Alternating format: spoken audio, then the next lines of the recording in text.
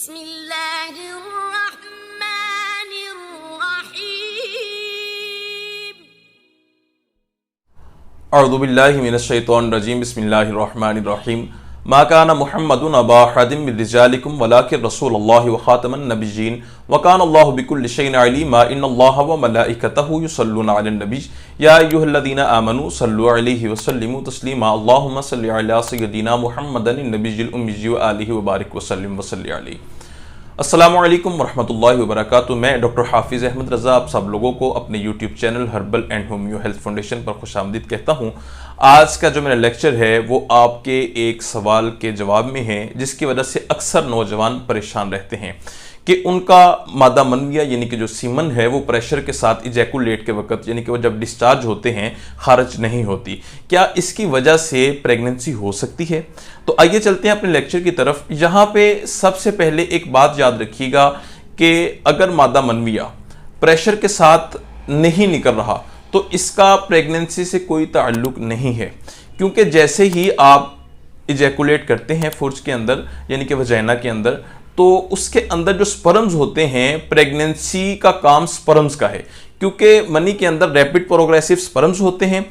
Rapid progressive sperms जो है वो वजाइना के अंदर पहुंच के, बच्चेदानी के अंदर पहुंच के फिर जो है ना वो प्रेगनेंसी का जो अमल है वो एक पूरा एक प्रोसीजर होता है, वो शुरू होता है।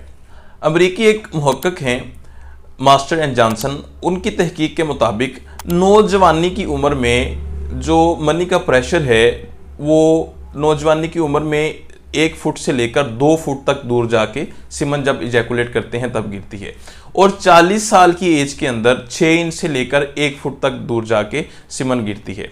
सीमन दूर जाके गिरे या ना गिरे, अगर आप सीमन जैसे ही इजैकुलेट करते हैं उसको चम्मच की मदद से भी अगर आप फुर्ज यानी कि वजाइना के अंदर डाल दें तो उसके अंदर अगर स्पर्म्स बिल्कुल ओके हैं तो फिर भी प्रेगनेंसी हो सकती है।